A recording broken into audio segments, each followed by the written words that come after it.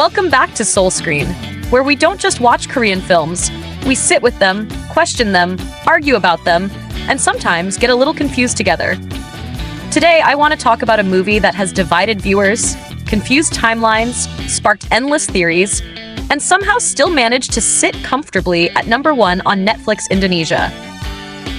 Yes, we're talking about The Great Flood, the 2025 Korean film that many people clicked expecting a disaster movie, and got something very different. Let me start by asking you this. Have you ever finished a movie, stared at the screen during the credits and thought, wait, did I miss something? Because that was me after watching The Great Flood. Not frustrated, not angry, just genuinely puzzled. And maybe that's exactly why this film is so interesting to talk about.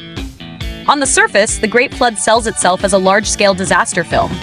The title, the poster, the trailer, even the opening moments all scream catastrophe, a massive flood, humanity on the brink, survival against nature.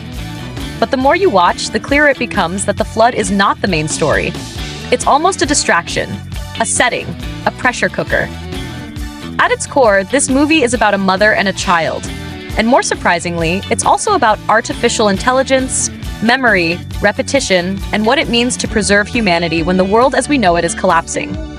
The story centers on Gu An-na, played by Kim Da-mi, a researcher trapped in her apartment with her child, Shin Ja-in, as floodwaters rise rapidly. She's helped by Son Hae-jo, played by Park Hae-soo, a security team member from the lab where she works. From that point on, the film takes us into what feels like an endless struggle to escape, survive, reset, and try again.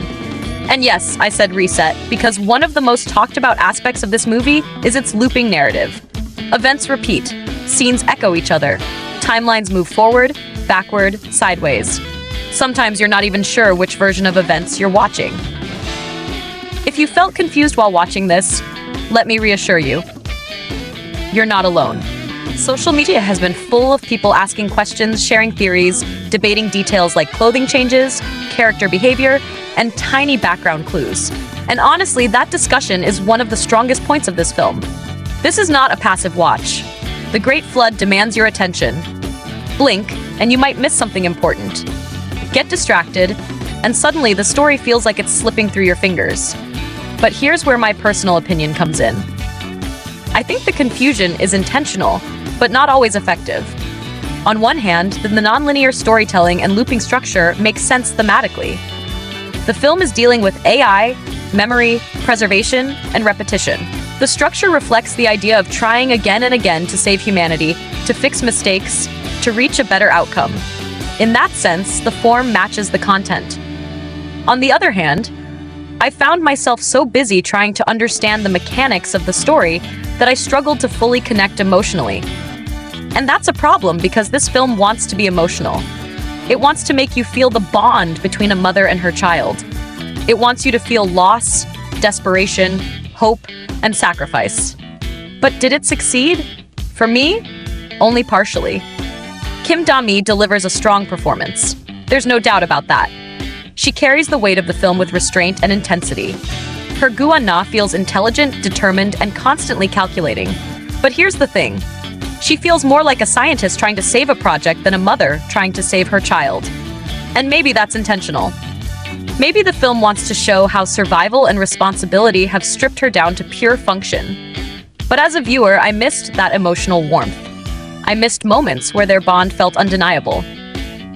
Kwon In-sung, as Shin Ja-in, does an impressive job, especially given the complexity of the role. There's innocence there, but also something unsettling. Something that makes you question what exactly this child represents in the larger picture of the story. And that's where the AI element becomes crucial. Without spoiling too much, the film slowly reveals that this is not just about saving one child. It's about preserving humanity itself. About whether emotions can exist within artificial intelligence. About whether love can be programmed, remembered, or recreated. Those are big ideas, heavy ideas. And I actually respect the film for aiming that high. But here's where I struggled. The emotional payoff never fully landed for me. The reunion between Gu An-na and Shin Ja-in, which should have been the emotional climax, felt more like mission accomplished than hearts reunited. I felt relief.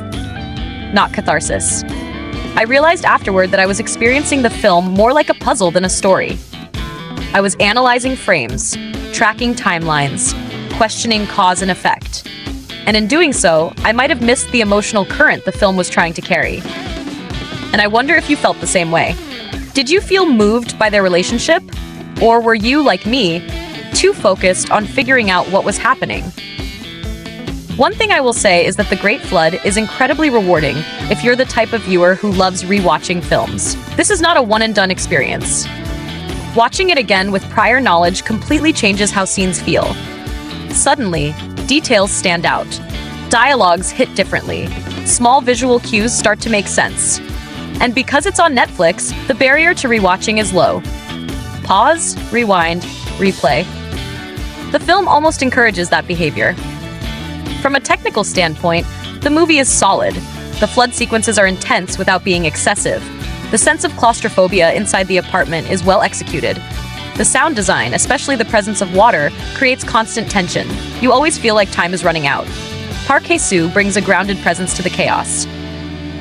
His character acts as a bridge between the scientific, emotional, and survival aspects of the story. He doesn't steal the spotlight, but he stabilizes it. So is The Great Flood a disaster movie? Not really. Is it sci-fi? Yes, very much so. Is it emotional? It wants to be. Is it confusing? Absolutely. But confusing doesn't automatically mean bad. I think The Great Flood is one of those films that works better as a conversation starter than a straightforward entertainment piece. It's the kind of movie you watch, then immediately want to talk about, to ask questions, to hear other interpretations, to compare experiences. And that's why it's trending. Not because it's easy to digest, but because it lingers. If you love sci-fi that challenges structure and meaning, this film is worth your time. If you enjoy fan theories, deep dives, and symbolic storytelling, you'll probably enjoy dissecting it. If you're looking for a simple, emotional-packed, tear-jerking story about a mother and child, you might walk away feeling unsatisfied. My advice? Adjust your expectations. Try watching The Great Flood not as a disaster film, but as a story about repetition, responsibility, and the cost of survival. Or even watch it purely as a sci-fi experiment about AI and humanity. And now, I really want to hear from you. Did you understand the plot on your first watch, or did it take time?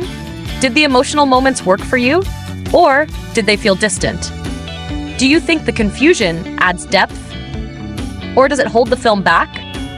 Drop your thoughts in the comments. I'm genuinely curious, because this feels like one of those movies where everyone walks away with a slightly different interpretation. If you enjoyed this kind of discussion, make sure to support SeoulScreen by liking the video and subscribing for more Korean film conversations that go beyond surface-level reviews. Until next time, keep watching closely, keep questioning what you see, and remember that sometimes the most confusing stories are the ones that stay with us the longest.